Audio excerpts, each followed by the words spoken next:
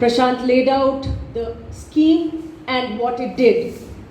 I'll just try very briefly and talk about the context of what electoral bonds did to our democracy.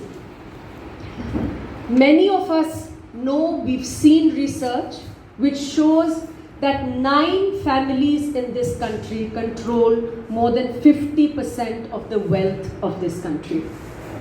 There is a vast majority of people who live in absolute abject poverty. People living at the margins, people living in poverty. How does this happen and what does this do to our democracy? We know that Baba Saheb Ambedkar warned us that although the Constitution guarantees one vote for one person, but if there are inequalities of this nature, that means nothing. We are seeing year after year, election after election, how money is being spent to influence elections. Now, there is also complete social acceptability for lotus blooming.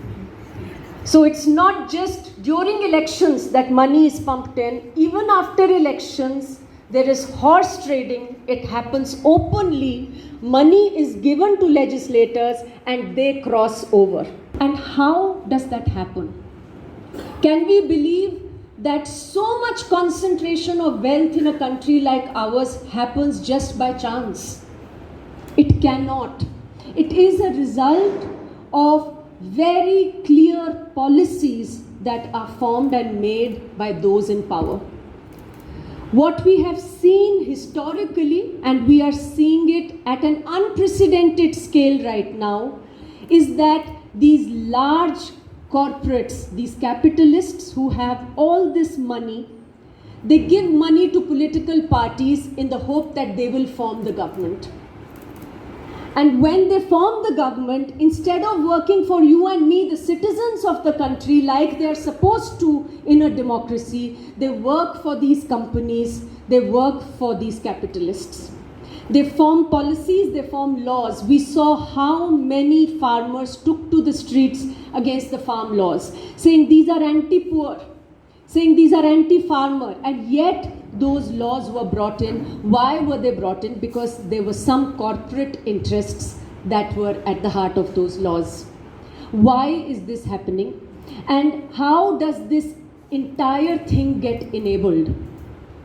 If we understand the electoral bond scheme, it is important to understand what has been happening till now.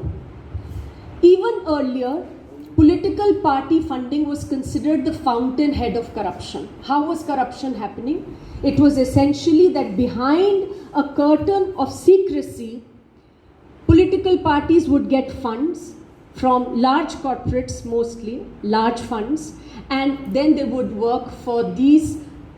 They would be getting kickbacks, bribes, so that they would give contracts to those companies, so that they would make policies and laws for those companies.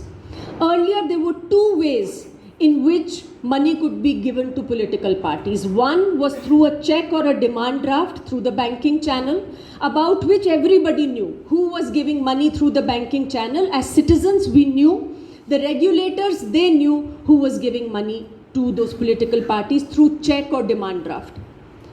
Also, there was cash. There was large amounts of cash that was given.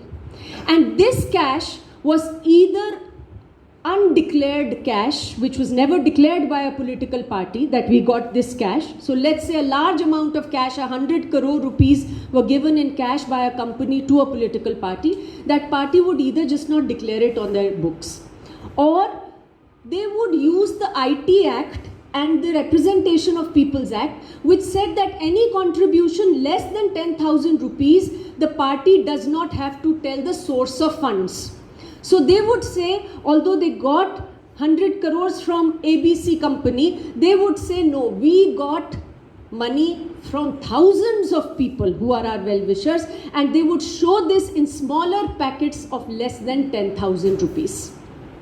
So what we wanted, all who had been demanding that there should be greater transparency, there should be reforms, the demand was that there should be no anonymity in political party funding. Let there be no veil of secrecy. Let all of us see who's funding political parties. So when the BJP got electoral bonds, everyone expected that that is what they would do, because they came to power in 2014 promising anti-corruption, Bhashtachar Mukt Bharat. But the electoral bond scheme basically said that all donations that were made through the electoral bonds could be bought only from the SBI through banking channels, all donations will be anonymous. You have to buy an electoral bond and give it to a party, but even that information we would not know. So earlier at least we and regulators knew who was funding political parties through the banking channels. Now even that information was kept out of our purview when electoral bonds came in. Cash, of course, carried on as it was. So cash carried on. We have no idea how much money was coming. And as was pointed out in a session earlier in the morning, the 2019 elections saw unprecedented amount of cash being seized. This is after the electoral bonds came in. So electoral bonds completely finished our right to information through any money that was given through electoral bonds to a political party. The Supreme Court said that they violate Article 19(1)(a) of the Constitution, which guarantees us free speech and expression, and free speech and expression is not possible without the right to information, the right to know. And unless we know who is funding which political party, and therefore who the political party will work for, we cannot cast an informed vote.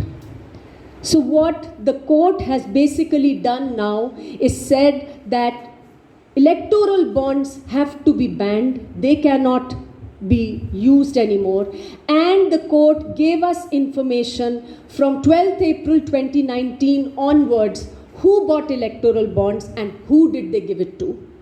Like Prashant mentioned before me, and Trilochan did too, these bonds, now that we have the information, clearly show that there's a clear trend of quid pro quo, which all of us were worried about, and the Supreme Court also noted. How is this quid pro quo happening? It's a kickback. There are these large companies that give electoral bonds to the political party which is ruling, and then in return they get these big contracts.